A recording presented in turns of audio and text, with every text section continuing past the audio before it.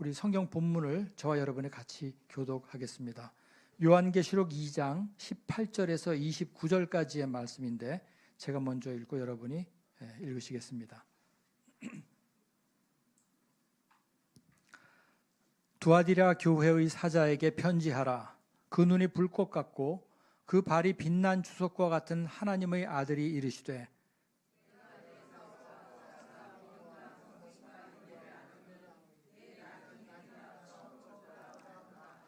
그러나 내게 책망할 일이 있노라. 자칭 선지자라 하는 여자 이세벨을 네가 용납함이니 그가 내 종들을 가르쳐 꿰어 행음하게 하고 우상의 제물을 먹게 하는도다.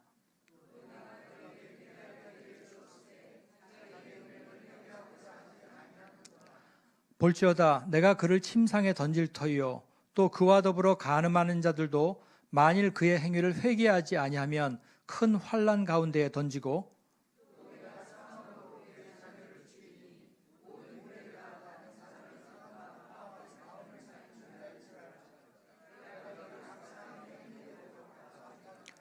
두아디라에 남아있어 이 교훈을 받지 아니하고 소위 사탄의 깊은 것을 알지 못하는 너희에게 말하노니 다른 짐으로 너희에게 지울 것은 없노라.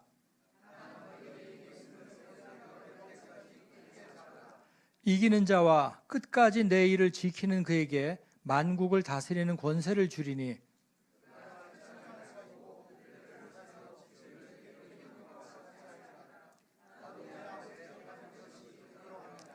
내가 또 그에게 새벽별을 주리라. 귀 있는 자는 성령이 교회들에게 하시는 말씀을 들을지어다. 아멘. 신비주의를 주의하라 라는 제목으로 말씀 전해주시겠습니다.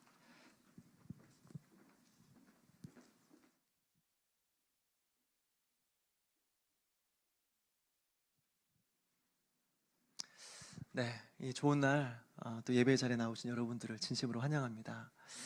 오늘 찬양 너무 감사합니다. 네, 이 교회 와서 참 이렇게 찬양이 살아있다는 걸 많이 이렇게 느끼고요. 찬양이 참 뜨겁다. 많이 이렇게 인상 깊은 모습이었습니다. 찬양도 뜨겁고 또 기도도 뜨겁고 이걸 보면서 나만 잘하면 되겠구나 이런 생각이. 그래서 찬양이 살아있고 또 기도가 살아있고 말씀이 살아있는 그런 교회 되기를 소망해 봅니다. 네, 제가 기도하고 말씀을 전하도록 하겠습니다. 하나님 아버지 감사합니다. 이렇게 좋은 날, 이 거룩한 날 아버지 앞으로 우리를 인도해 주시고 말씀 앞에 우리를 세워주심을 감사드립니다. 하나님께서 우리를 불러주셨으니 한 사람도 그저 왔다 그저 간 일이 없게 하여 주시옵소서. 하나님의 말씀을 통하여 하나님을 만나게 하시고 또 주께로 받은 힘을 가지고 이 한 주를 살아갈 수 있도록 인도하여 주시옵소서. 감사드리옵고 예수님의 이름으로 기도합니다. 아멘. 오늘 우리는 소아시아 7교회 중에서 이제 네 번째 교회인 두아디라 교회를 살펴보게 되었습니다. 두아디라 교회는요, 사실 좀 익숙하진 않습니다. 굉장히 우리에게 좀 낯선 교회입니다. 사실 우리가 설교를 좀 듣다 보면 에베소 교회 관련된 설교를 좀 많이 듣습니다. 왜냐하면 이제 뭐 소아시아 7교회 중에서 첫 번째 교회이기도 하고 또 처음 사랑을 잃어버렸다 라는 그런 메시지로 또 교훈하고 있는 그런 메시지가 있기에 우리가 그 말씀을 좀 많이 들었던 것 같습니다. 또 4대 교회에 대해서도 들었던 것 같아요. 살았다는 이름을 가졌으나 실상은 죽은 자로다, 이런 메시지도 좀 들었던 것 같아요. 근데 두아디라 교회 메시지가 생각이 나지 않습니다. 어떤 교회인지 머리에 잘 그려지지 않습니다. 또 칭찬받았던 교회들, 또 서머나 교회라든지 빌라델비아 교회 같은 경우는 실제로 교회 이름을 지을 때 그런 교회 이름을 본따서 짓기 때문에 좀 많이 들어본 것 같습니다. 뭐 서울 서머나 교회, 또 대구 서머나 교회, 그 다음에 뭐 어디 빌라델비아 장로교회, 이런 교회들을 들어볼 수 있습니다. 그런데 두아디라 교회는요, 그 이름을 본따서 지은 교회를 아직까지 못 봤습니다. 뭐 서울 두아디라 교회, 일산 두아디라 교회 들어본 적이 없습니다. 혹시나 해가지고 제가 어제 확인차 네이버를 검색해 봤습니다. 없습니다. 우리나라에는 없습니다. 네, 최소한. 그래서 참 익숙하지 않다, 두아디라 교회 낯설다라는 생각이 드는 거죠. 근데 사도행전 16장을 보게 되면 두아디라라는 이 도시의 이름이 언급이 됩니다. 16장에 보니까 바울이 유럽의 첫 성인 빌립보 성에 들어갑니다. 그리고 빌립보 성에서 한 여인을 만나게 되는데 그 여인이 루디아라는 여인이라고 하는 거죠. 근데 이 루디아라는 여인에 대해 소개하기를 이렇게 소개합니다. 두아디라 시에 있는 자색 옷감 장사다. 두아디라 시에 있는 자색 옷감 장사 하면서 두아디라 시가 언급이 되고 있습니다. 두아디라에 대해서 중요한 정보를 지금 알려주고 있는데요. 이 도시는 염색업이 굉장히 발달되어 있습니다. 특별히 여기서 나오는 자색으로 만든 옷감은 그 지역의 특산물이었습니다. 그래서 이것이 굉장히 그 주변에 유명했고 많은 사람들이 그 옷감을 사기 위해서 줄을 섰습니다. 굉장히 비싼 값에 팔렸습니다. 그래서 이것을 팔아서 사람들이 많은 이윤을 남겼던 거죠. 이것 때문에 많은 부를 축적했던 도시가 바로 두아디라 도시였습니다. 또 이 도시는 제우스의 아들 아폴로를 신으로 숭배하는 신이었습니다. 아폴로 신이 어떤 신이었는지 한번 좀 찾아보니까요. 빛과 태양의 신, 또 음악과 예술의 신, 의술과 치유의 신, 예언의 신, 궁술과 전쟁의 신이라고 하더라고요. 그러니까 정말 다재다능한 신인 거죠. 다른 신 필요 없습니다. 아폴로 신만 숭배하면 되는 거죠. 그런데 이들을 향해 예수님께서 자신을 소개하실 때 뭐라고 소개하시냐면 18절에 보니까 이렇게 말하고 있습니다. 두아디라 교회의 사자에게 편지하라. 그 눈이 불꽃 같고 그 발이 빛난 주석과 같은 하나님의 아들이 이르시되 라고 말씀하고 있어요. 아폴로를 제우스의 아들로 인정하고 그들을 신으로 숭배하는 자들을 향하여서 하나님의 아들이 이르시되, 아폴로가 신의 아들이 아니라 내가 진정한 살아계신 하나님의 아들이다. 그를 숭배해야 될 것이 아니라 나를 경배해야 된다라고 분명히 처음부터 언급하고 있는 것입니다. 또 이 도시는요, 산지에 지어진 도시가 아니라 높은 산성에 지어진 도시가 아니라 평지에 지어진 도시라고 하는 거죠. 이 도시가 평지에 있다고 하는 것은 무엇을 보여주냐면 주변의 나라들로부터 공격을 받을 수 있는 위험에 처해 있다. 주변 나라들로부터 공격에 취약하다라는 것을 말해주는 거죠. 도시가 높은 산 위에 있으면 적들이 쉽게 침범하지 못합니다. 그 자체가 요새가 되어서 적들이 쉽게 공격할 수가 없는 거죠. 마사다라고 하는 그런 지역을 여러분 들어보신 기억이 있는지 모르겠습니다. 이스라엘에는 마사다라는 지역이 있습니다. 높이가 한 450m 정도의 높이의 산인데요. 그 주변이 전부 다 절벽으로 이루어졌습니다. 천의 요새 지역입니다. AD 70년경에 이스라엘이 이제 로마에 의해서 함락될 때 1000명 정도의 사람들이 이제 이 저항하기 위해서 이 마사다로 피신합니다. 그리고 거기에서 버팁니다. 그 주변을 15,000명의 로마 군병들이 둘러쌉니다. 그런데 3년 동안 그 지역을 정복하지 못했습니다. 그 정도로 산성이라고 하는 것은 공격하기가 매우 어려운 곳이죠. 반면에 평지는 그렇지가 않습니다. 공격하기가 쉽습니다. 그래서 그곳에 살고 있는 사람들은 언제 적이 쳐들어올지 모르는 그런 불안함 속에서 계속 살아가는 거죠. 한마디로 말해서 이 도시는 돈은 많고 의지할 신은 있었지만 날마다 불안한 현실 속에서 살아가고 있는 사람들이었다라는 것을 우리가 보게 되는 거죠. 이 교회를 향한 예수님의 칭찬이 나옵니다. 이 칭찬이 무엇이었는가? 그것은 나중 행위가 처음 것보다 많았다. 성장하는 교회였다 하는 것. 이것이 예수님의 칭찬이었습니다. 근데 여러분 좀 놀랍지 않습니까? 계속해서 성장하는 교회였다. 나중 행위가 처음 것보다 많았다. 사실 주변에 찾아보기가 참 어렵습니다.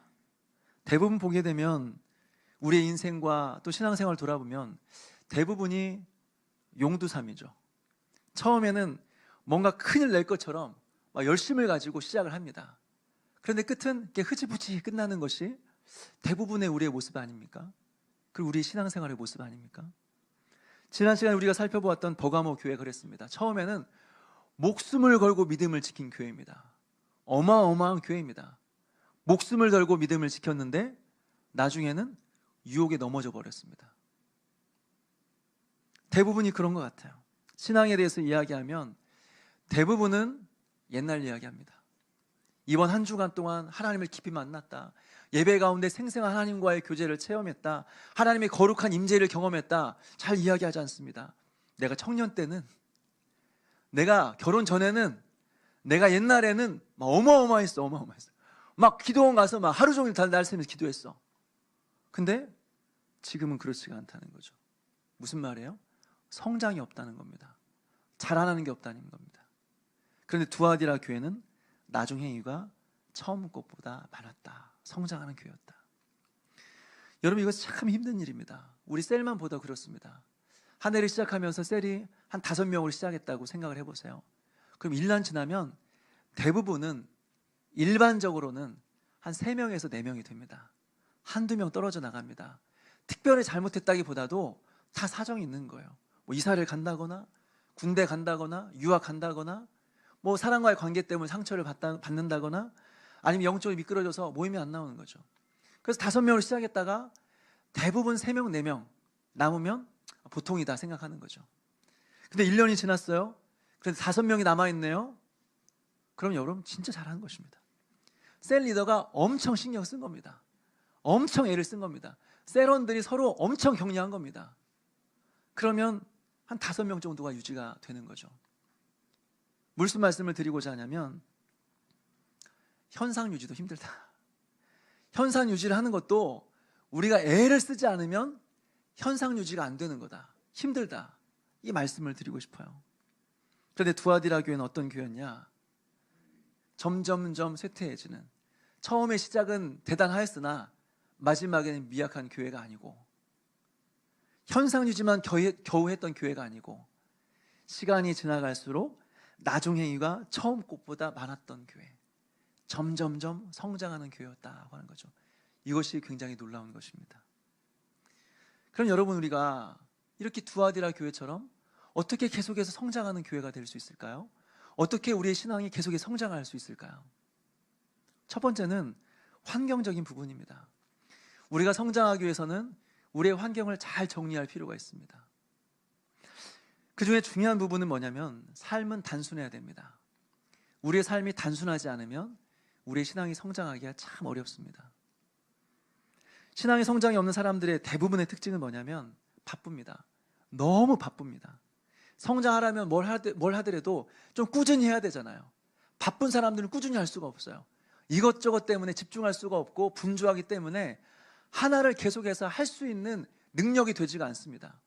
대부분 신앙의 성장을 하는 사람은 바쁜 사람들입니다.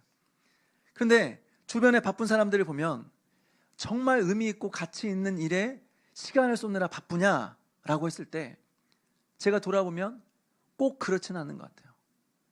늘 거룩하고 가치 있는 삶을 사느라 바쁜 것은 아닌 것 같아요. 예전에 사역하면서 어떤 목사님이 너무 바쁘대요. 나는 너무 바빠. 일이 너무 많아. 할 일이 많아. 정신이 없어. 너무 바빠서 화장실 갈 시간도 없어. 그래서 목사님 너무 바쁘구나 생각했습니다. 근데 그날 밤에 극장에서 만났습니다. 극장에서 너무 바쁘대. 일이 너무 많고 사역이 많고 뭐 잠잘 시간도 없고 화장실 갈 시간이 없는데 밤에 영화 보러 극장은 오더라고요. 어떤 선생님은, 어떤 교사는 토요일마다 그 주일을 준비하기 위해서 모여서 기도하고 또 예배당을 청소하고 하는데 안 나와. 왜 안 나오냐 하니까 집이 멀대요. 1시간을 버스 타고 와야 교회를 올 수 있는데 1시간 거리 나는 이게 주일도 와야 되고 토요일도 와야 되고 못 온다. 주일날만 오겠다. 토요일은 올 수가 없다. 1시간 동안 버스를 못 탄대요. 본인이 건강도 안 좋아가지고 이렇게 할 수가 없대요. 나중에 보니까 저 지방 결혼식 갔는데 거기에 있더라고요. 친하지도 않아요. 관계도 없어요. 근데 그 결혼식 참석하려고 4시간 동안 버스 타고 왔어요. 1시간도 버스 못 타는 사람이 4시간 버스 타고 결혼식장 가더라고요. 그러니까 가만 보니까 의미 있고 가치 있는 삶이 아니라 사람들은 자기가 하고 싶은 거 하며 살더라고요. 그러면서 바쁘다 정신없다 하면서 살아가는 거죠.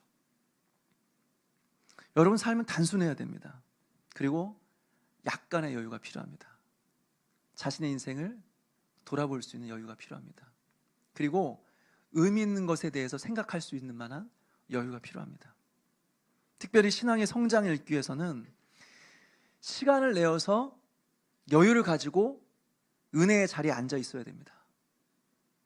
물론 은혜 받는 것이 나의 의지로 되는 것은 아니죠. 오늘 한번 은혜 받아봐야 되는데 오늘 주일날 한번 은혜 받아야지, 그렇게 한다고 은혜 받을 수 있는 것은 아닙니다. 하나님께서 은혜를 주셔야 우리 은혜를 받는 것이지, 내가 오늘 은혜 받아야지 하고 은혜 받고 오늘 은혜 받기 싫은데 은혜 안 받고 그런 종류의 것은 아닙니다. 하나님께서 우리에게 거저 주시는 것이 은혜입니다. 그런데 은혜 받기 위해서 최소한 은혜 받는 자리에는 앉아 있어야 된다는 거예요. 은혜 받는 자리에 앉아 있어야 은혜를 받을지 말지 최소한 은혜 받을 수 있는 기회는 생긴다고 하는 것이죠. 여러분 주일날 왔는데 은혜를 못 받으셨습니까? 예배 앉아 있고 말씀을 들었는데 은혜를 못 받으셨습니까? 그럼 어떻게 해야 돼요? 이제 교회를 안 나와야 됩니까? 주일날 은혜를 못 받았으면 수요일날 나와야죠. 수요일날 은혜 못 받았으면 금요일날 나와야죠. 금요일날 은혜 못 받았으면 새벽에 나와야죠. 새벽에 은혜 못 받았으면 집에서 시간을 가지고 은혜의 환경들을 만들어 가야죠. 그래야 은혜 받을까 말까 하는데 은혜 받는 자리에 안 앉아 있으면 어떻게 은혜를 받을 수 있어요? 최소한 우리가 성장하기 위해서 은혜 가운데 머무르기 위해서는 은혜의 자리에 앉아 있어야 됩니다. 이게 최소한입니다. 환경을 우리가 정비해야 됩니다. 두 번째로는 훈련에 대한 부분입니다. 저는 훈련에 대해서 절대적으로 신뢰하지 않습니다. 훈련이 사람을 완벽하게 바꿔줄 것이다. 저는 그렇게 생각하지 않습니다. 그렇지만 훈련은 신앙의 성장에 있어서 필요한 부분입니다. 함께 가야 되는 부분입니다. 제가 군대 가기 전에 몸무게가 57kg였습니다.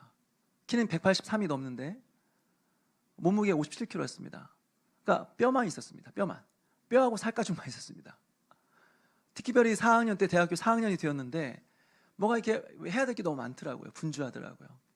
대학교 졸업시험도 준비해야 되는데 저는 대학교에 무슨 흥미가 있어서 간 게 아니라 그냥 가보라고 해서 갔습니다. 어차피 신학을 공부해야 되는데 일반 대학교 한번 가보는 게 도움이 되겠다. 그냥 간 겁니다. 공부하고 싶어서 간 게 아니에요. 그러니까 뭐 4년 동안 공부를 제대로 안 했어요. 이제 졸업시험을 하려고 보니까 뭐 아는 게 없더라고요. 머리에 든 게 없더라고요. 공부하느라고 참 1년 동안 참 힘들게 보냈던 것 같아요. 또 신학대학원을 준비했습니다.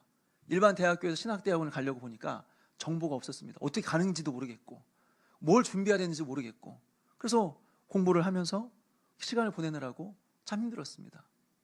또 군대를 가야 될 시기를 놓쳐가지고 졸업하고 학사장교를 가려고 보니까 뭐 체력 측정도 해야 되고 면접도 준비해야 되고 뭐 이것저것 챙겨야 될 게 되게 많더라고요. 그러니까 잠도 못 자고 밥도 못 먹고 그러다 보니까 살이 빠지고 체력이 많이 떨어졌어요. 그런 상태로 군대를 갔습니다. 군대 훈련소에 들어가서 4개월 동안 훈련을 받았습니다.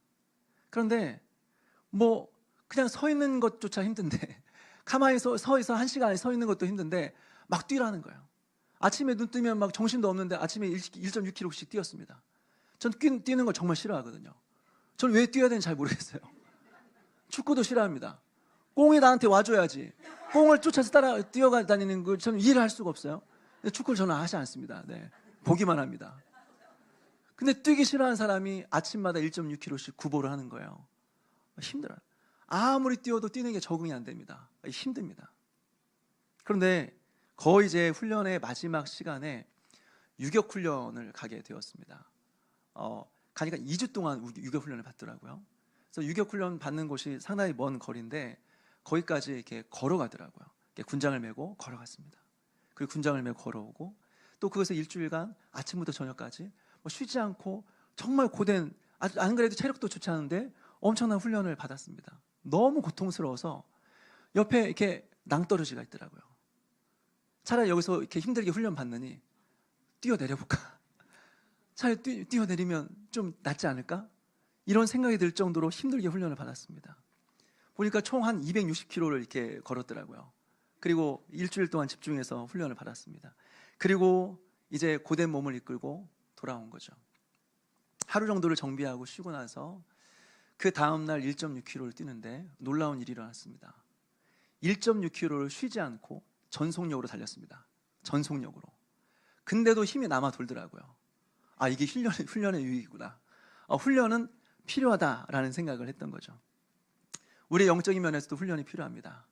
영적인 근력을 우리가 가질 필요가 있습니다. 최근에 금요 예배를 계속 드리고 있는데요. 처음에는 제가 막 나오라고 하니까 이제 첫 주에 보니까 많이 나오셨어요. 두 번째 주에도 좀 많이 나오셨습니다. 근데 그때 좀 기도 시간을 좀 길게 가졌습니다. 그랬더니 엊그제 보니까 많이 떨어지셨더라고요. 아, 금요 예배 가면 이렇게 집에 못 간다. 일찍 집에 가서 잠을 잘 수가 없다. 뭐 이런 소문이 있는지 많이 좀 이렇게 숫자가 좀 줄어들었습니다. 근데 저는 기도에도 훈련이 필요하다고 생각합니다. 물론 훈련만으로 되지는 않습니다. 그렇지만 훈련이 필요합니다. 장시간의 기도, 오랜 시간에 집중된 기도의 훈련이 필요합니다. 왜 그런지 아십니까? 그래야 복받고 그래야 응답받는 것이 아닙니다. 중요한 것은 한 번의 기도를 위해서 그렇습니다.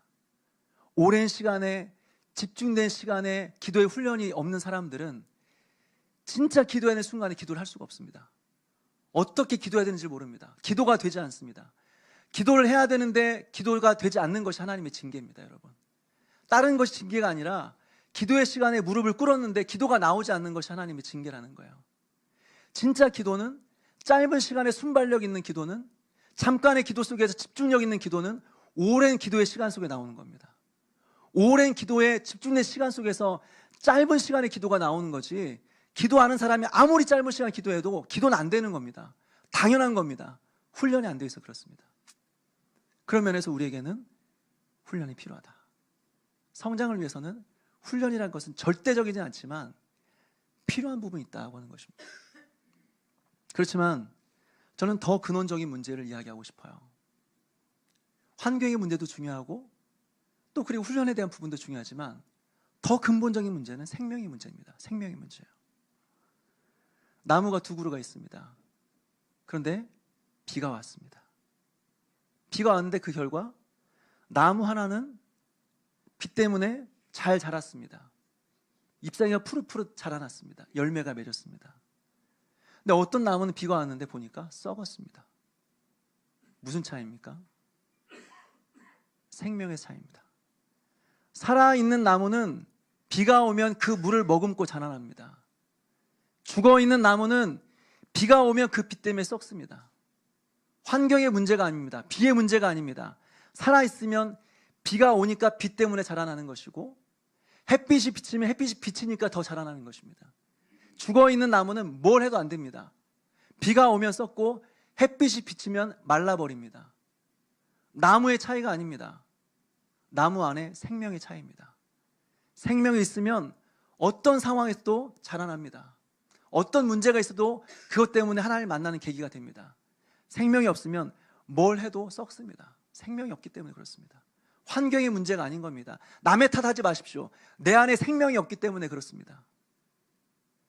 두아디라 교회는 생명이 있는 교회였고 그 생명 때문에 날마다 성장하는 교회였다고 하는 거죠. 이것을 예수님이 칭찬합니다. 그런데 우리가 주목해야 할 것은 예수님의 책망이에요. 도대체 이런 교회가 어떤 책망을 받았을까? 예수님 말씀하십니다. 자칭 선지자 여자 이세벨을 너희가 용납했다. 자칭 선지자 여자 이세벨을 너희가 용납했다. 여러분, 이 이세벨이라는 여인은요, 엘리야 선지자가 활동하던 시기에 그 왕이었던 아합 왕의 아내였습니다. 페니키아 공주였습니다. 그런데 이방 여인이었지만 정치적인 이유 때문에 그 여인과 결혼하게 되죠. 최소한 그 나라의 그 딸과 결혼해야 그 나라와 싸우지 않지 않겠습니까?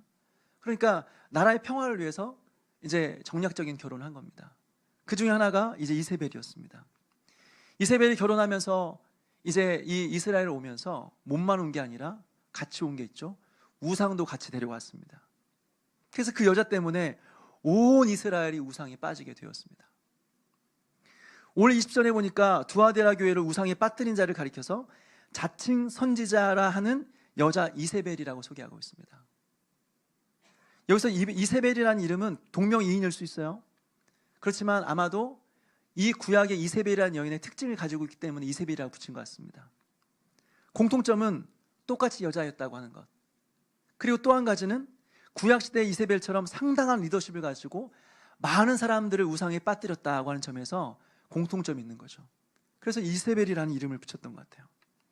그런데 우리가 더 주목해야 될 것은 무엇이냐면 자칭 선지자래요. 선지자는 보통 하나님의 부름을 받습니다. 소명을 받습니다. 그리고 하나님의 음성을 듣습니다. 그 음성을 전하는 사람이 선지자죠. 그런데 이 여자는 그냥 선지자가 아니라 자칭 선지자입니다. 스스로 그렇게 생각하는 겁니다. 하나님 부른 적이 없습니다. 하나님께서 음성을 주신 적이 없습니다. 스스로 그렇게 생각하고 자신이 선지자인 것처럼 하나님의 말씀을 전하는 거죠. 그리고 여기 사람들은 현혹입니다. 혹 빠져버립니다. 아마도 이렇게 말하지 않았을까요? 하나님께서 말씀하셨습니다. 지금 하나님께서 지금 나에게 말씀하고 계십니다. 하나님 지금 나에게 환상을 보여주고 계십니다. 지금 나에게 음성을 들려주셨습니다. 이걸 형제님에 전하라고 하셨습니다. 말하지 않았을까요? 사람들이 혹하는 거예요. 왜 사람들이 이런 허황된 것에 빠지게 되었을까? 왜 이런 말도 안 되는 것에 빠졌을까?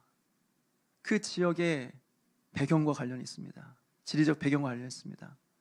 아까 말씀드린 것처럼 그 지역은 산지가 아니라 평지라고 했습니다. 평지는 적군들이 언제든지 점령할 수 있는 그런 상황 가운데 있다고 하는 거죠.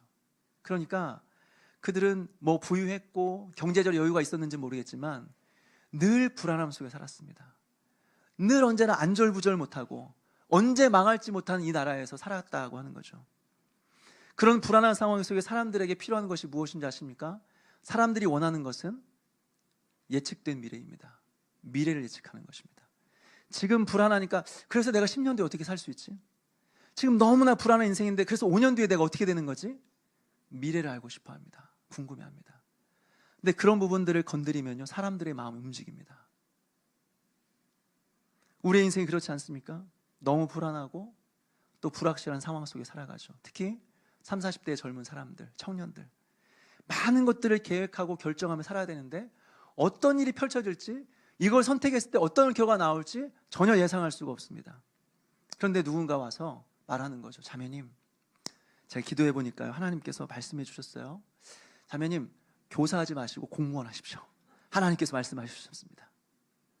또 어떤 이 사업에 대해서 고민하시는 분들에게 가는 거죠. 집사님, 제가 기도를 많이 하는데 집사님 식당 하는 게 좋을 것 같습니다. 식당 이름은 아담과 이브입니다. 아담과 하나님께서 음성을 주셨습니다. 아담과 이브 간판 갈아놓고 식당 하면 잘 될 겁니다. 말씀해 줬다고 생각해 보십시오. 그러면 그거에 대해서 여러분 쉽게 생각할 수 있는 사람이 있습니까? 아유 뭐 괜찮습니다 하고 생각할 사람이 있겠습니까? 기도했다는데, 하나님의 음성이라는데, 답을 주셨다는데 순종해야죠. 근데 여러분, 이거는 기독교가 아닙니다. 성경적이지 않습니다. 성경에서 예언들이 되게 많이 나옵니다. 그런데 성경에서 말하는 예언은 우리가 생각한 예언과 많이 다릅니다. 우리는 보통 예언을 생각할 때 미래를 예측하는 것을 생각합니다. 그러나 실제로 성경을 보게 되면 물론 미래에 되어질 일들에 대해서 언급한 부분이 분명히 있습니다. 그런데 전체 예언의 10%도 안 됩니다. 5% 정도밖에 안 됩니다. 실제 예언은 뭐냐? 하나님의 율법입니다. 그리고 율법에 대한 약속입니다. 이렇게 해라. 이것이 나의 뜻이다. 나 외에 다른 신을 섬기지 말라. 우상을 만들어 섬기지 말라. 하나님의 이름을 망령되이 일컫지 말라. 안식일을 기억하여 거룩히 지키라. 내 부모를 공경하라. 그리고 이렇게 율법을 주시고 나서 축복과 저주에 대해서 약속하십니다. 순종하면 복을 받고 순종하지 못하면 저주 받는다. 이렇게 살아야 된다 약속하는 겁니다. 그럼 선지자들이 말씀을 가지고 어떻게 전했냐? 어떻게 예언했느냐? 하나님의 율법에 이렇게 기록되어 있습니다. 하나님 말씀은 이것입니다. 하나님의 뜻은 이렇게 하라고 우리에게 분명히 말씀하여 주셨습니다. 그런데 여러분들 그렇게 살지 않네요. 여러분 회개하고 돌이키십시오. 계속 그렇게 살다가는 하나님의 징계를 받을 겁니다. 회개하고 돌아오십시오. 이것이 선지자들이 외쳤던 메시지였습니다. 이것이 예언자들이 했던 예언의 내용이었습니다. 하나님의 율법을 근거로 그렇게 순종하며 살라고 하는 것이 율법, 선지자의 메시지였다고 하는 것이죠. 미래를 예언하는 것이 아니었다는 것입니다. 예측하는 것이 아니었다는 것입니다. 그러면서 오늘날의 설교는 예언입니다. 무슨 여기서 점쟁이처럼 뭐 어떻게 될 겁니다 말해서가 예언이 아니라 하나님의 말씀을 근거로 이것이 하나님의 뜻입니다. 순종하면 복을 받고 순종하지 않으면 하나님께 징계를 받습니다. 회개하고 돌아오십시오 라고 하는 면에서 이 시대의 설교가 바로 예언이라고 하는 것이죠. 그런데 미래를 예측하는 것은 아니라는 겁니다. 점쟁이같이 하는 것이 예언이 아니라는 것입니다. 제가 예전에 한참 이 부분에 관심이 많았을 때가 있었습니다. 뭐 성령의 역사, 은사, 하나님의 예언 이런 것들에 굉장히 관심이 많을 때가 있었습니다. 관심이 많은데 주변 사람들은 잘 몰라요. 그래서 뭐 이상한 책들을 다 섭렵하면서 읽으면서 이제 하나씩 배워갔던 시기가 있었습니다. 근데 어느 순간 체험할 기회가 생겼습니다. 서울에 있는 친구가 전화가 왔습니다. 좋은 교회가 있는데 재원아 네가 생각났어. 네가 한번 와서 이 교회를 한번 경험해 왔으면 좋겠다. 때마침 예언학교가 열렸다. 예언학교가 열렸으니까 와서 한번 네가 참여해 봤으면 좋겠다. 엄청 부푼 마음을 가지고 엄청 기대하는 마음을 갖습니다. 그때가 제가 20대 한 초중반 정도 됐었고 미래에 대해서 굉장히 이렇게 불안할 때였습니다. 내가 결혼할 수 있을까? 내가 이거 먹고 살 수는 있을까? 부모님을 떠나 먹고 살 수 있을까? 미래에 대해서 굉장히 불안할 때였습니다. 아, 예언학교 가면 뭔가 하나님의 뜻을 알 수 있겠구나. 갔습니다. 한 이 예배당이 한 2배 정도 되는 크기였습니다. 그런데 예배당에 사람들을 꽉 찼습니다. 그리고 사람들이 막 기대가는 마음으로 가득 차 있었습니다. 그래서 한참을 이제 뭐 하나 기다리고 있는데 한 여성분이 이렇게 나오시는 거예요. 그러면서 이제 마이크를 들고 이야기합니다. 오늘 하나님께서 여러분들에게 말씀하실 겁니다. 하니까 사람들이 아멘! 하는 거예요. 그리고 오늘 하나님께서 여러분들에게 음성을 들려주실 것입니다. 하니까 또 손을 들고 아멘! 하는 거예요. 무슨 일이 일어나겠다. 기대가 된다 했습니다. 그럼 갑자기 무슨 뭐 설교를 하는 게 아니라 들어가요. 그러면서 번호표를 나눠주기 시작했습니다. 번호표를 나눠주고 줄을 쓰라고 번호표를 나눠주겠다고 저도 이렇게 줄을 섰습니다. 번호표를 받았습니다. 그 친구가 옆에서 하나 더 받아. 그래서 하나 더 다시 줄 서가지고 하나 더 받았습니다. 그리고 뭐 하는 건가 봤더니 예배당 양쪽 벽에 숫자가 적혀 있더라고요. 뭐 1번, 2번 쭉 숫자가 적혀 있었습니다. 친구가 네 번호 받은 거 거기 앞에 줄 섰습니다. 보니까 번호표가 있고 번호표 밑에 2명씩 앉아 있더라고요. 줄을 서서 딱 가니까 그 2명의 사람이 제가 앉으니까 간단하게 인사를 하고 저를 위해서 잠깐 한 1, 2분 정도 기도해 주더니 예언이 시작이 됐습니다. 형제님을 보니까 하나님께서 환상을 보여주셨습니다. 기도하는데 비둘기를 보여주셨습니다. 비둘기는 순결의 의미입니다. 형제님 죄 짓지 마시고 하나님 앞에서 순결하게 사십시오. 계속 듣고 있는데 그 끝이었어요. 그래서 이게 끝이야? 그래? 비둘기? 뭐 순결? 뭐지? 하고 이제 또 다른 번호의 줄을 섰습니다. 그래서 뭔가 좀 더 구체적이어야 되지 않나? 예언이라고 그러면 뭔가 더 설명이 필요하지 않나? 이런 생각 때문에 또 다른 데 줄 섰습니다. 그리고 이제 또 딱 앉으니까 또 똑같이 이제 저를 위해서 기도해 주시고 그리고 또 이제 예언이 또 시작된 거예요. 형제님 제가 기도를 해보니까 권투하는 사람의 모습이 보입니다. 권투는 뭔가 열심히 하고 있네요. 열심히 한데 힘드시겠지만 열심히 노력하면 좋은 결과를 얻을 수 있을 겁니다. 열심히 권투하는 사람처럼 열심히 노력해 보십시오 하는 거예요. 일어나면서 제가 무슨 생각이 들었냐면 이런 얘기는 나도 하겠다. 기도도 안 해도 그런 말은 나도 하겠다. 20대 청년인데 죄 짓겠지. 회개해야겠지. 인생 불안하겠지. 열심히 해야겠지. 열심히 하면 좋은 결과 나오겠지. 무슨 이게 예언이냐 이게. 하면서 이렇게 나오려고 하는데 주변 놀라운 광경이 펼쳐졌습니다. 사람들이 그걸 녹음해가지고요 듣기 시작합니다. 하나님 나에게 음성을 들려주셨어. 하나님 나에게 이렇게 말씀해 주셨어. 막 눈물을 흘리며 듣고 있더라고요.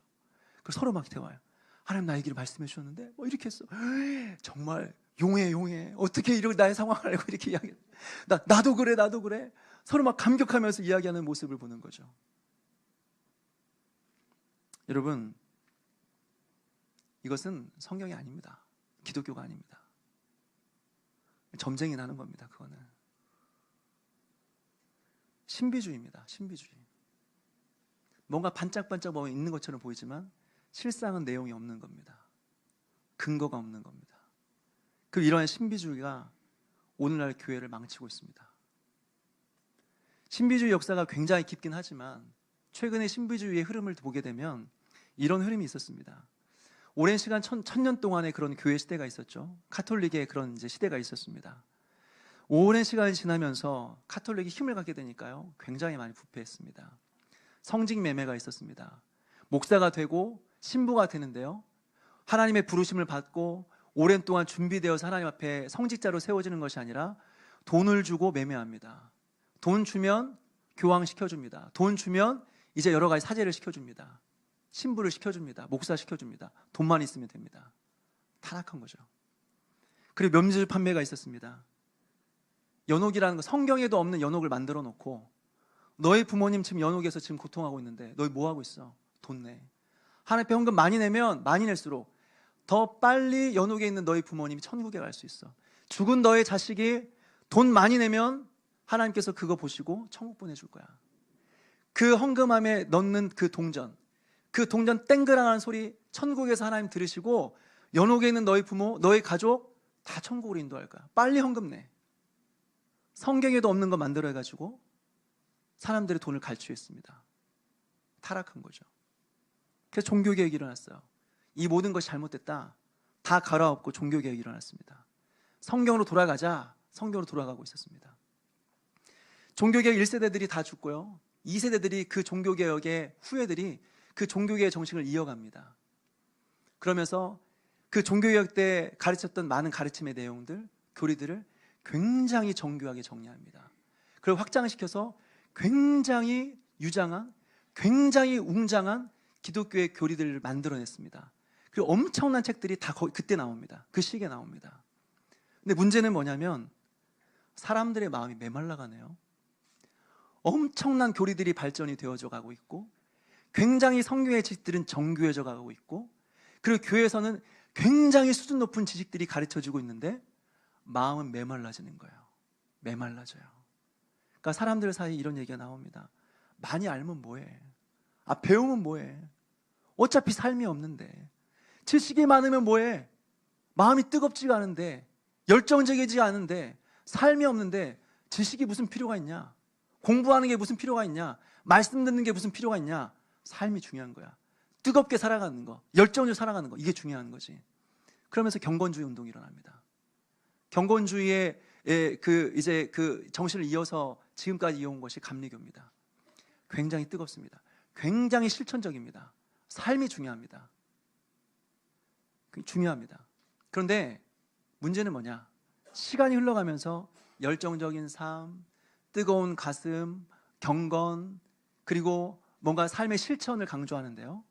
문제는 뭐냐면 오랜 시간이 지나니까 왜 이렇게 살아야 되는지 설명이 안 되는 거예요. 왜 우리가 이렇게 열심히 살지? 왜 이렇게 열정적으로 살아야 되지? 뭐 별 차이 없는 거 아니야? 왜 이렇게 막 전도하고 막 소리 지르면서 기도하고 왜 이렇게 살아야 되는 거지? 설명이 안 되는 거예요. 누가 설명을 못 해주는 거예요. 성경적으로 이해가 안 되는 거예요. 그래서 다시 말씀으로 돌아간 것이 아니라 이제 신비주의에 빠집니다.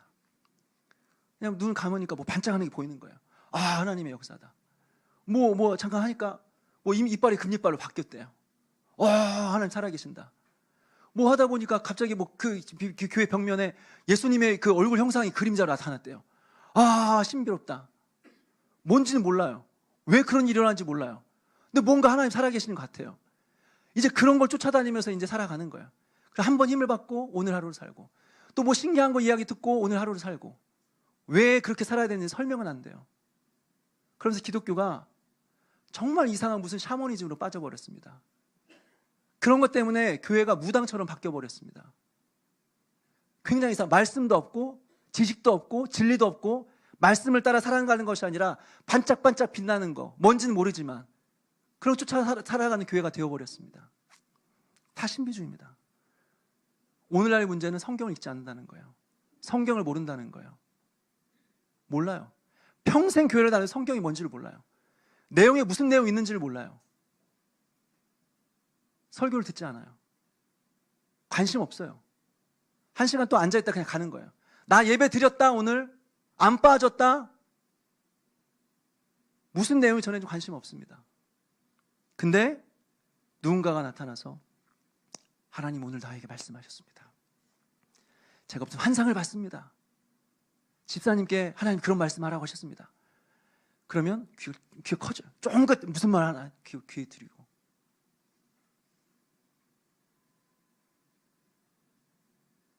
여러분, 그것이 하나님의 말씀이라는 것을 무엇으로 증명할 수 있습니까, 여러분? 누군가 신비로운 음성을 들려주었을 때 그게 하나님의 뜻이라는 것을 어떻게 증명할 수 있습니까? 그리고 검증되지 않은 그 소리에, 검증되지 않은 그 말씀에 어떻게 나의 운명을 맡길 수 있습니까? 그거는 자신의 인생에 대한 예의가 아니에요. 헛된 인생입니다. 잘못된 것입니다. 하나님은요, 이미 하나님의 뜻을 다 성경에 기록하셨습니다. 기록된 성경 안에 어떻게 우리가 살아가야 되는지, 오늘 하루를 어떻게 살아야 되는지 성경에 다 기록해 두셨습니다.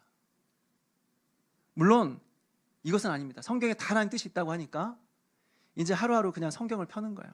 순서대로 읽지 않고 그냥 딱 펴가지고 나오는 말씀 가지고 하나님의 음성이라고 생각하는 사람들, 여러분 그렇게 오해하지 않았으면 좋겠어요. 그래서 큐티 교육을 할 때 잘못된 예를 이렇게 설명할 때 이런 예를 해요. 실제 있었는지 모르겠지만 그런 예를 설명하기도 합니다. 어떤 사람 얘기를 하는 거예요. 어떤 사람이 하나님 말씀 주십시오. 오늘 어떻게 살아야 됩니까? 하나님 뜻을 알려주십시오. 성경을 딱 폈더니 그런 말씀이 나왔대요. 너는 가서 죽어라. 이런 말씀이 나왔대요. 그래서 야, 무슨 하나님 이런 말씀, 사랑의 하나님, 그래, 이게 잘못됐다. 하나님 다시 한번 펼 테니까 말씀을 주십시오. 딱 펴니까 너는 가서 즉시 행해라. 나왔대요. 그래도 3세판이 있으니까 한 번 더, 마지막 세 번째, 하나님 마지막입니다. 하나님 음성을 들려주십시오. 말씀 주십시오. 딱 펴니까 순종이 제사보다 나으니라. 여러분 그런 건 아니잖아요. 그렇죠? 하나님의 말씀이 하나님 뜻이 다 있고 오늘 내가 어떻게 살아야 될지 성경에 다 있다고 하니까 그런 건 아닌 건 아시잖아요. 또 잘못된 예가 있습니다. 성경에 모든 내용이 있다고 하니까 내 모든 인생의 고민이 다 성경에 기록되어 있겠지. 내가 오늘 지금 그 직장을 구해야 되는데 지금 뭐 교사를 해야 될지 공무원을 해야 될지 아니면 간호사를 해야 될지 뭘 해야 될지 성경을 하나님 뜻을 구하기 위해 성경을 펼칩니다. 그런 내용이 안 나옵니다. 안 나와. 내가 어떤 직업을 선택해야 되는지 나오지 않습니다. 성경에는 간호사라는 단어도 없습니다.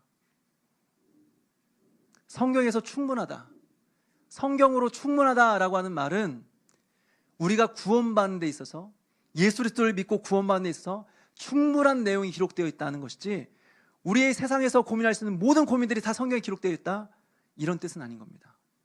그런데 이런 가운데 우리가 기록된 하나님의 말씀을 통하여서 어떻게 하나님의 뜻을 발견하며 순종하며 살아갈 수 있을까요? 하나님의 뜻을 발견한다고 하는 것은 어떤 의미일까요? 먼저 말씀드리고 싶은 것은, 먼저 우리가 생각해야 될 것은 하나님은 뜻을 감추어 놓고 우리한테 맞춰보라고 하지 않으신다. 하나님 뜻을 한번 구해봐. 내가 무슨 생각하고 있는지, 내가 너에게 무슨 기대를 가지고 있는지 한번 맞춰봐. 맞추면 내가 뭐 줄게. 여러분 이런 하나님으로 생각하십니까? 여러분 그렇지 않습니다. 또 하나님은 우리를 노예로 부르시지 않습니다.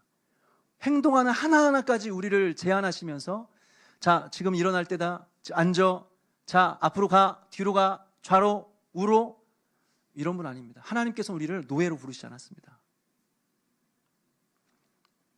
우리에게 필요한 것은 뭐냐면 하나님의 뜻을 생각할 때 가장 먼저 하나님의 뜻을 구할 때는요, 성경에 대한 우리가 알고 있는 모든 지식을 통합하는 것이 필요합니다. 창세기부터 요한계시록까지 이제까지 들었던 성경의 모든 말씀들을 다 통합을 하는 겁니다. 그래서 정리를 하는 겁니다. 그리고 그 중에서 하나님이 가장 기뻐하시는 것이 무엇인지 고민하며 한 가지를 선택하는 것입니다. 마치 선물을 고르는 것 같습니다. 사랑하는 사람을 위해서 선물을 준비하는 것 같습니다. 저는 초창기에 제 아내에게 선물할 때요, 좋은 얘기를 들어본 적이 없습니다.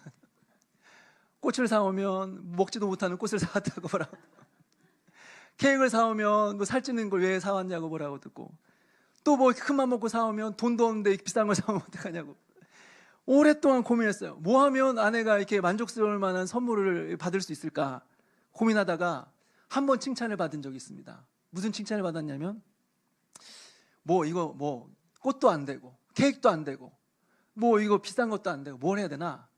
그래서 아내의 얼굴을 그림을 그리기로 했습니다. 그래서 좋더라고요. 돈도 안 들고요. 좋더라고요.